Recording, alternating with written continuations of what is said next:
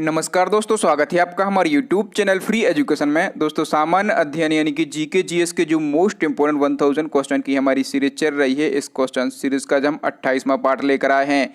इससे पहले हम 27 पार्ट अपलोड कर चुके हैं, तो यदि आपने हमारे पुराने वीडियो नहीं देखे तो इनको भी देख सकते हैं।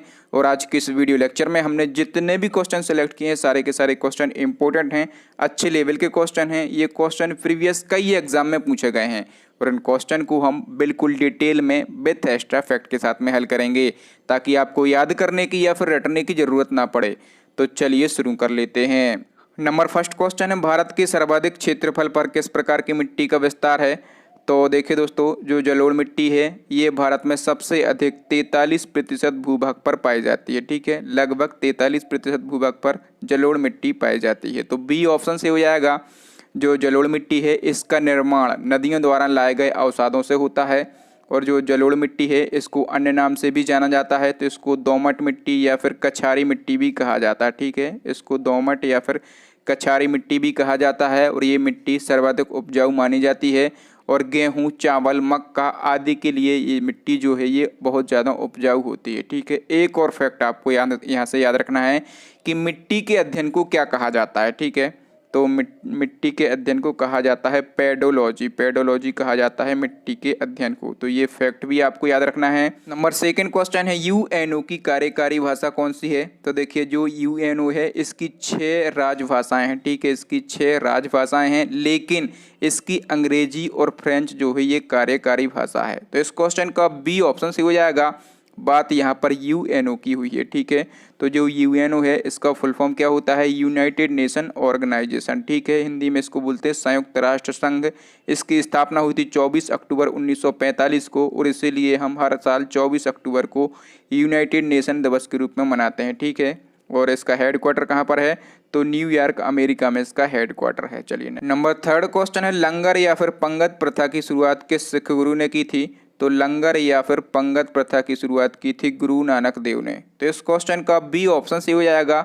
गुरु नानक देव कौन थे, तो ये सिख धर्म के संस्थापक थे। ठीक है, सिख धर्म के संस्थापक थे और ये सिखों के पहले गुरु थे। नेक्स्ट क्वेश्चन है, बीजक पुस्तक के लेखक कौन है। तो देखिए, बीजक पुस्तक के लेखक हैं कबीरदास। तो इस क्वेश्चन का ए ऑप्शन सही हो जाएगा। यहाँ पर नंबर बी पे लिखा है सूरदास। तो सूरदास की भी रचनाएं पूछी जाती हैं। तो सूर सागर, सूर सरावली और साहित्य लहरी ये किसकी रचनाएं हैं, ये सूरदास की रचनाएं हैं। नंबर सी पे लिखा है विद्यापति। तो विद्यापति की रचनाएं भी पूछी जाती हैं। कीर्ति कला, कीर्ति पताका, पुरुष परीक्षा और भू परिक्रमा ये किसकी रचनाएं हैं, ये विद्यापति की रचनाएं हैं। तो देखिए, इस प्रकार से कुछ क्वेश्चन होते हैं जिनके फैक्ट मैं नीचे लिख देता हूँ, तो उनका आप स्क्रीनशॉट जरूर ले लिया करें। नंबर 5 क्वेश्चन है, चाय, कॉफी और रबर के लिए कौन सी मिट्टी सबसे ज़्यादा उपयुक्त मानी जाती है। मोस्ट इंपॉर्टेंट क्वेश्चन है। तो चाय, कॉफी और रबर के लिए जो लेटेराइट मिट्टी है ये सबसे उपयुक्त मानी जाती है। तो इस क्वेश्चन का डी ऑप्शन से हो जाएगा। जो लेटेराइट मिट्टी है ना, ये 200 सेंटीमीटर से अधिक वर्षा वाले क्षेत्रों में पाई जाती है। नेक्स्ट क्वेश्चन देख लेते हैं। नंबर 6 क्वेश्चन है, 1857 की क्रांति में दिल्ली का नेतृत्व किसने किया था। तो जो 1857 की क्रांति हुई थी इसमें दिल्ली का नेतृत्व किया था बहादुर शाह जफर ने।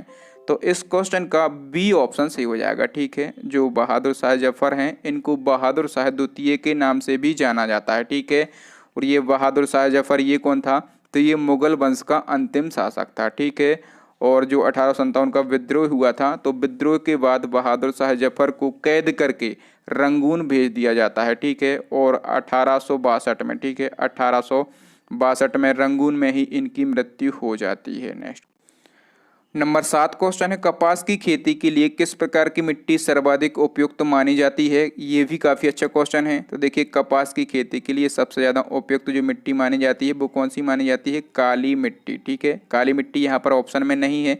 देखिए, काली मिट्टी को ही रेगुर मिट्टी कहा जाता है। ठीक है, तो इस क्वेश्चन का डी ऑप्शन से हो जाएगा। काली मिट्टी को रेगुर मिट्टी या फिर रेगड़, ठीक है, इसको रेगड़ भी लिखा होता है कहीं कहीं, तो इसको रेगड़ या फिर रेगुर मिट्टी कहा जाता है। ठीक है, और यहाँ पर बात हुई है कपास की। तो कपास का उत्पादन सबसे ज़्यादा किस राज्य में होता है, तो गुजरात राज्य में कपास का सबसे ज़्यादा उत्पादन होता है। नेक्स्ट नंबर 8 क्वेश्चन है, निम्न में से किस मिट्टी को कम जोतने की आवश्यकता होती है। ये क्वेश्चन भी कई बार पूछा जाता है। तो देखिए, जो काली मिट्टी है इसको कम जोतने की आवश्यकता होती है। डी ऑप्शन से हो जाएगा। क्यों होती है, क्योंकि जो काली मिट्टी है इसमें तीव्र जल धारण करने की क्षमता होती है, ठीक है। और ये मिट्टी भीगने के बाद ठोस तथा चिपचिपी हो जाती है। जैसे ये मिट्टी भीगती है तो ये ठोस हो जाती है और एकदम से चिपचिपी हो जाती है, ठीक है। और जैसे ये मिट्टी सूखती है तो उसके बाद सूखने के बाद ये मिट्टी जो है दरार युक्त हो जाती है। सबसे ज़्यादा दरारें जो है काली मिट्टी में पड़ती हैं, ठीक है। इसमें बहुत ज़्यादा दरारें पड़ जाती हैं, इसलिए इसको कम जोतने की आवश्यकता होती है, ठीक है।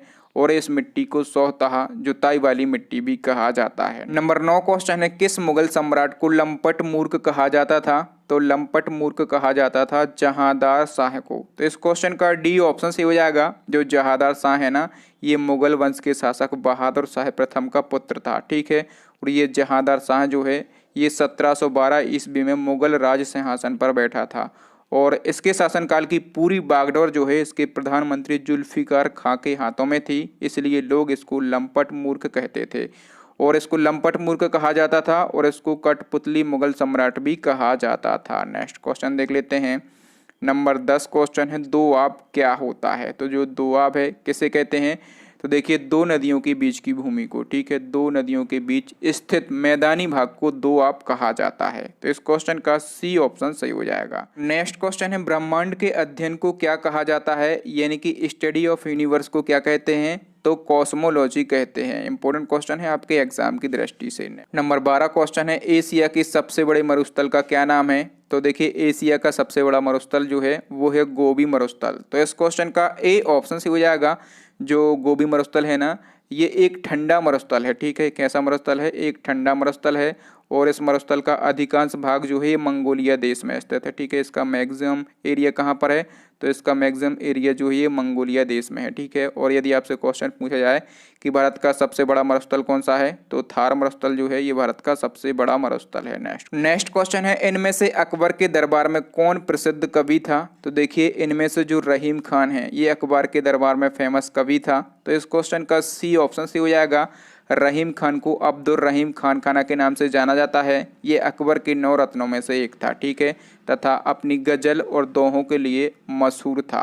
नेक्स्ट क्वेश्चन है, इनमें से किसने भूमि मापांकन व्यवस्था प्रारंभ की थी? काफ़ी अच्छा क्वेश्चन है। तो मैं आपको बता दूं, जो शेरशाह सूरी है इसके बारे में हम जान लेते हैं। तो जो शेरशाह सूरी है ये सूर वंश का संस्थापक था, ठीक है। और इसने सबसे पहले भूमि मापन के लिए सिकंदरी गज, मैं यहाँ पर लिख दे रहा हूँ, इसने जो है सिकंदरी गज का प्रयोग किया था, ठीक है। और ये जो सिकंदरी गज है ना, एक और क्वेश्चन पूछा जाता है कि इसमें कितने अंक होते थे? तो इसमें 32 अंक होते थे, ठीक है। तो शेरशाह सूरी ने सिकंदरी गज की व्यवस्था की थी भूमि मापन के लिए। और इसने एक और व्यवस्था की थी सन की डंडी, ठीक है। सन की डंडी का प्रयोग भी किसने किया था? तो ये भी शेरशाह सूरी ने ही किया था। तो ये दो बातें भी आपको याद रखना है। चलिए नेक्स्ट क्वेश्चन देख लेते हैं। नंबर 15 क्वेश्चन है, ग्रेसम का नियम निम्न में से किससे संबंधित है? इकोनॉमी का इंपॉर्टेंट क्वेश्चन है। देखिए, जो ग्रेसम का नियम है ये मुद्रा के प्रचलन से संबंधित है। तो इस क्वेश्चन का ए ऑप्शन से हो जाएगा। जो ग्रेसम का नियम है ये किसने दिया था? तो ग्रेसम का नियम जो है ये थॉमस ग्रेसम ने दिया था। किसने? थॉमस ग्रेसम ने ग्रेसम का नियम दिया था। और इस नियम के अनुसार यदि किसी अर्थव्यवस्था में अच्छी और बुरी मुद्राएं एक साथ प्रचलन में है, यानी कि अच्छी मुद्रा भी प्रचलन में है और बुरी मुद्रा भी प्रचलन में है, तो बुरी मुद्रा जो है अच्छी मुद्रा को प्रचलन से बाहर कर देती है। नेक्स्ट क्वेश्चन है, बारिश के तुरंत बाद उत्पन्न हुई मिट्टी की सौंधी खुशबू को क्या कहा जाता है? तो दोस्तों, ये जो क्वेश्चन है ये प्रीवियस रेलवे के एग्जाम में पूछा गया था। तो बारिश के तुरंत बाद जो हमें मिट्टी की सौंधी खुशबू आती है उसको पैट्री चोर कहा जाता है। तो इस क्वेश्चन का ए ऑप्शन सही हो जाएगा। नेक्स्ट क्वेश्चन है, इनमें से कौन सा मुगल सम्राट अनपढ़ था? तो शायद आप लोगों को पता भी होगा। तो इनमें से जो अकबर मुगल सम्राट था ये अनपढ़ था। तो ए ऑप्शन से हो जाएगा। आप लोगों ने जोधा अकबर मूवी देखी होगी, वहाँ पर एक छोटा सा सीन है जब अकबर जोधा से बोलता है कि अब आपसे क्या छुपाना जी, दरअसल हम अनपढ़ हैं, ठीक है। तो हम बात कर लेते हैं अकबर के बारे में। जो फैक्ट पूछे जाते हैं, अकबर का शासनकाल कब से कब तक रहा? तो इसका शासनकाल जो है 1556 से 1606 ईस्वी तक रहा था, ठीक है। और इसने कुछ फेमस कार्य किए थे वो पूछे जाते हैं। तो इसने 1562 में दास प्रथा का अंत किया था, ठीक है। आपको सन भी याद रखना है। 1562 में इसने दास प्रथा का अंत किया था। और इसने तीर्थ यात्रा को समाप्त किया था कब? 1563 में, ठीक है। और इसने जजिया कर को कब समाप्त किया था, तो 1564 में इसने जजिया कर को समाप्त किया था। एक और पूछा जाता है कि इसने दीन ए इलाही की स्थापना कब की थी, तो इसने 1582 में दीन ए इलाही धर्म की स्थापना की थी। नेक्स्ट नंबर 18 क्वेश्चन है, मोस्ट इंपोर्टेंट क्वेश्चन है। ये क्वेश्चन कई बार पूछा जाता है, परमाणु बम का सिद्धांत आधारित होता है। तो जो परमाणु बम है, जो एटम बम है, ये नाभिकीय विखंडन अभिक्रिया पर आधारित होता है। तो इस क्वेश्चन का बी ऑप्शन सही हो जाएगा। यहाँ से एक और क्वेश्चन पूछा जाता है कि जो हाइड्रोजन बम है, ठीक है, जो हाइड्रोजन बम है ये किस अभिक्रिया पर आधारित होता है, तो ये जो है नाभिकीय संलयन अभिक्रिया पर आधारित होता है। ठीक है, दो फैक्ट और यहाँ से पूछे जाते हैं। तो सबसे पहले तो क्वेश्चन ये पूछा जाता है कि जो परमाणु बम है इसका आविष्कार किसने किया था, तो परमाणु बम का आविष्कार किया था ऑटो हन ने। ठीक है, और हाइड्रोजन बम का आविष्कार किसने किया था, तो एडवर्ड टेलर ने। ठीक है, एडवर्ड टेलर ने हाइड्रोजन बम का आविष्कार किया था। सारे फैक्ट आपको याद रखना है। नेक्स्ट क्वेश्चन है, कौन सा ग्रह जल में तैरता हुआ प्रतीत होता है, तो देखिए जो शनि ग्रह है ये जल में तैरता हुआ प्रतीत होता है। तो इस क्वेश्चन का डी ऑप्शन सही हो जाएगा। जो शनि ग्रह है इसकी डेंसिटी जल से कम होती है। ठीक है, शनि ग्रह का घनत्व जो है ये जल से कम होता है। ठीक है, और जो शनि ग्रह है इसमें छल्ले, ठीक है, इसमें छल्ले, बलय या रिंग एक ही नाम है, तो इसमें छल्ले पाए जाते हैं। ठीक है, और छल्लों की स्पष्ट उपस्थिति के कारण शनि जल में तैरता हुआ प्रतीत होता है। एक और क्वेश्चन पूछा जाता है कि शनि ग्रह पर छल्लों की संख्या कितनी है, तो शनि ग्रह पर छल्लों की संख्या 9 है। लेकिन ये संख्या आपको अलग अलग पुस्तकों में अलग अलग देखने के लिए मिल जाएगी। लेकिन एक बार जब एनटीपीसी का एग्ज़ाम हुआ था और वहाँ पर क्वेश्चन पूछा गया था तो उसका आंसर 9 सही था। ठीक है, और मैं आपको बता दूं कि जो शनि ग्रह पर छल्ले, वलय या फिर रिंग पाए जाते हैं इनकी खोज किसने की थी, तो छल्लों की खोज किसने की थी, गैलीलियो ने जो है छल्लों की खोज की थी। ठीक है, तो ये भी आपको याद रखना है। नेक्स्ट क्वेश्चन है, किस प्राचीन साम्राज्य की महिलाएं कुश्ती में भाग लेती थीं, तो देखिए जो विजयनगर साम्राज्य है, ठीक है, यहाँ की महिलाएं कुश्ती में हिस्सा लेती थीं। तो इस क्वेश्चन का बी ऑप्शन सी हो जाएगा। हम बात करें विजयनगर साम्राज्य की, तो विजयनगर साम्राज्य मध्यकालीन दक्षिण भारत का एक साम्राज्य था। ठीक है, इसकी स्थापना किसने की थी, तो इसकी स्थापना 1336 में हरिहर राय प्रथम और बुक्का राय ने की थी। दो भाई थे, ठीक है, हरिहर राय प्रथम और बुक्का राय, इन्होंने जो है विजयनगर साम्राज्य की स्थापना की थी। और यहाँ की महिलाएं जो हैं कुश्ती में हिस्सा लिया करती थी। नेक्स्ट क्वेश्चन है, भारत पर तैमूर ने किस वर्ष आक्रमण किया था, तो देखिए इसने 1398 में भारत पर आक्रमण किया था। डी ऑप्शन से हो जाएगा। मैं आपको बता दूं कि तुगलक वंश का अंतिम शासक था नसरुद्दीन महमूद शाह। ठीक है, नसरुद्दीन महमूद शाह जो है ये तुगलक वंश का अंतिम शासक था और इसी के शासनकाल में 1398 में मंगोल आक्रमणकारी तैमूर ने भारत पर आक्रमण किया था। नेक्स्ट क्वेश्चन है, निम्न में से कौन सी नदी जम्मू कश्मीर से प्रवाहित नहीं होती है, तो देखिए जो सिंधु नदी है, ठीक है, नए मानचित्र के अनुसार जो सिंधु नदी है अब ये जम्मू कश्मीर से प्रवाहित नहीं होती है, जम्मू कश्मीर से नहीं बहती है। अब ये जो सिंधु नदी है ये कहाँ से बहती है, ये लद्दाख से बहती है। और बाकी की जो झेलम और चुनाव नदी है ये जम्मू कश्मीर में बहती हैं। नेक्स्ट क्वेश्चन देख लेते हैं। नंबर 23 क्वेश्चन है, विश्व के प्रथम इलेक्ट्रॉनिक डिजिटल कंप्यूटर का क्या नाम है, तो विश्व के प्रथम इलेक्ट्रॉनिक डिजिटल कंप्यूटर का नाम है एनियक। तो इस क्वेश्चन का ए ऑप्शन सही हो जाएगा। ठीक है, हम बात करें एनियक का फुल फॉर्म क्या है, तो electronic numerical integrated and computer इसका फुल फॉर्म होता है। और 1946 में इसका निर्माण जो है जेपी एकट और जॉन मुचली द्वारा किया गया था। किसने किया था इसका निर्माण, तो जेपी एकट और जॉन मुचली ने इसका निर्माण किया था। नेक्स्ट क्वेश्चन, निर्वाचन आयुक्त को हटाया जा सकता है, तो जो निर्वाचन आयुक्त होते हैं इनको मुख्य निर्वाचन आयुक्त के परामर्श पर राष्ट्रपति द्वारा हटाया जा सकता है। तो इस क्वेश्चन का सी ऑप्शन से हो जाएगा। देखिए जो ये इनको हटाने की प्रोसेस है इसका वर्णन कहाँ पर किया गया है, तो इसका वर्णन किया गया है अनुच्छेद 324 के 5 में। ठीक है, और मैं आपको बता दूं कि संविधान के भाग 15 में अनुच्छेद 324 से लगाकर अनुच्छेद 329 तक निर्वाचन संबंधी उपबंध किए गए हैं। नेक्स्ट क्वेश्चन है, राज्य निर्वाचन आयुक्त की नियुक्ति कौन करता है, तो देखिए जो राज्य निर्वाचन आयुक्त होते हैं इनकी नियुक्ति राज्यपाल द्वारा की जाती है। तो इस क्वेश्चन का बी ऑप्शन से हो जाएगा। जो राज्य निर्वाचन आयोग है इसको शॉर्ट में SEC भी कहा जाता है और इसका फुल फॉर्म होता है स्टेट इलेक्शन कमीशन। ठीक है, और इसका वर्णन जो है अनुच्छेद 243 के और अनुच्छेद 243 जेड में किया गया है।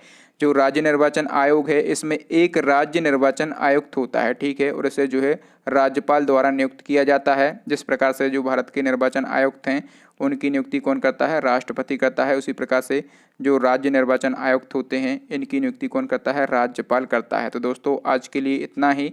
अब नेक्स्ट एंड लास्ट क्वेश्चन है आपके लिए, चैलेंजिंग क्वेश्चन है जो कि हम पूछते हैं हमारे प्रीवियस वीडियो से। मिस यूनिवर्स अवार्ड जीतने वाली पहली भारतीय महिला कौन थी? आपके लिए 4 ऑप्शन दिए गए हैं। यदि आप चाहें तो इस क्वेश्चन के बारे में डिटेल भी लिख सकते हैं। तो थैंक यू दोस्तों, वीडियो देखने के लिए बहुत बहुत धन्यवाद। आपको वीडियो कैसा लगा हमें कमेंट करके ज़रूर बताएं, और यदि आपको वीडियो अच्छा लगा तो इस वीडियो को लाइक करें, अपने दोस्तों के साथ इस वीडियो को शेयर करें, और हमारे चैनल को सब्सक्राइब करने के साथ साथ बेल आइकन जरूर दबा लें, ताकि जब भी मैं कोई नया और लेटेस्ट वीडियो डालूं तो उसका नोटिफिकेशन आपको मिल सके और आप हमारा वो वीडियो देख सकें। और दोस्तों इसी प्रकार की जो इम्पोर्टेंट 1000 जीके जीएस की हमारी सीरीज चल रही है, इसके हम 28 पार्ट अपलोड कर चुके हैं, ठीक है। तो यदि आपने नहीं देखे तो देख सकते हैं हमारी प्लेलिस्ट को विजिट करके। प्लेलिस्ट की लिंक आपको यहाँ पर आई बटन में मिल जाएगी, या फिर नीचे डिस्क्रिप्शन में मिल जाएगी, या फिर अभी आपको स्क्रीन पर 3 महत्वपूर्ण वीडियो दिख रहे होंगे, इनको देख लें। थैंक यू दोस्तों, मिलते हैं अगले वीडियो में, तब तक के लिए जय हिंद, जय भारत, वंदे मातरम।